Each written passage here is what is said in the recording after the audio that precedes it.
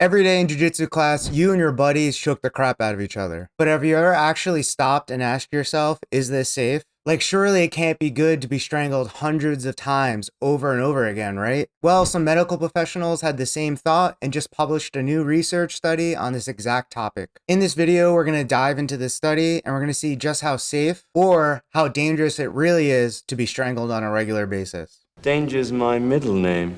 And if you don't already know me, my name's Sean. I'm a BJJ black belt and a founder of the BJJ education app, Digitsu. Before we get into the video, I just want to say I'm not a medical professional. This video is not intended to be medical advice. I'm just a guy who's really into jiu-jitsu, and I wanted to share some research with you that I found interesting. In this study, the authors were looking to see if there was an increased stroke risk if you were being strangled on a routine basis. What they did was create two separate groups of athletes. So the first group was defined as athletes who practice grappling with submissions. They've been training for more than 5 years and they've been strangled more than 500 times. In the other group, they were athletes who didn't participate in any form of submission grappling. Well, that's no fun. And what they did, they took both groups and they looked for indicators of increased stroke risk. And the result was they ended up finding no difference between the two groups. Well, that's good news. All right, but hold on. While this is good news and evidence to make the case that it's safe, it's totally possible there are risks that were not covered by this study. Oh yeah, one thing I should clarify before we move on. In jiu-jitsu, we call many things chokes, but in scientific terms, are actually considered strangles. A choke would be compressing or blocking the windpipe here in the neck. This area is mainly the trachea. It's the main airway in the neck. And ultimately what happens when this gets blocked or like completely compressed, it prevents air and ultimately oxygen from going down here into the lungs. And eventually what this will do, this will prevent oxygen from being entered into the bloodstream and delivered to the brain and other vital organs. A choke is kind of like being underwater, where you might pass out a few minutes later depending on your heart rate and a few other things. On the other hand, a strangle works by restricting the blood flow to the brain directly. It's a compression of the main arteries delivering oxygenated blood to the brain. The main arteries we attack in jiu-jitsu are the carotid arteries in the neck. And there's two of these arteries. There's one on the right side, and then there's also one across on the left side. That's why in jiu-jitsu, with all our chokes like rear nakeds, triangles, and so on, we're always looking to cover both sides of the neck and cover both of those arteries. And strangles act a lot more quickly than chokes. I'm sure, as you've all seen and maybe experienced, someone can pass out in a matter of seconds.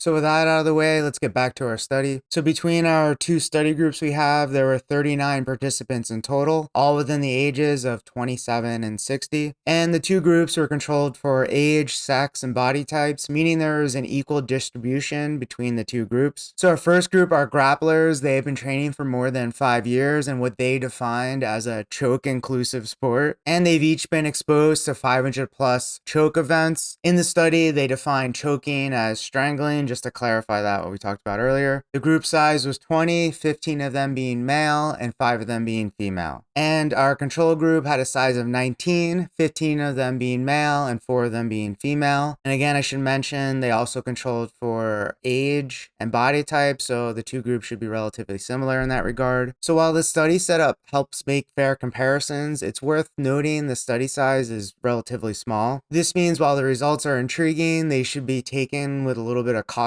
In my opinion, more and larger studies should be done to confirm these findings. Well, you know, that's just like your opinion, man. It's also important to look into what the study was measuring. In this case, it was signs of increased stroke risk. A stroke occurs when the blood supply to the brain is interrupted or reduced, and this prevents the brain from getting oxygen and other nutrients, which can even result in death in a few minutes. This is much like strangulation, but instead of coming from outside from an angry grappler on steroids trying to choke you with something to prove, it comes from within. This could be blockages in the carotid arteries, as you see here, or further up in the brain, different blood clots. The study likely chose to measure stroke risk because of the frequent compression of those arteries and the potential for damage and impaired blood flow over time. And they measured two things to determine increased stroke risk. They looked into the thickness of the carotid artery to determine if there was any narrowing harrowing, which would be an increased risk. They also looked into specific proteins in the blood that are often indicators of previous brain injury or harm, helping researchers understand if there has been any damage to the brain. It's worth mentioning that the strangles we're talking about are a lot different than repeated blows to the brain, for which there's a lot of evidence of their negative effects.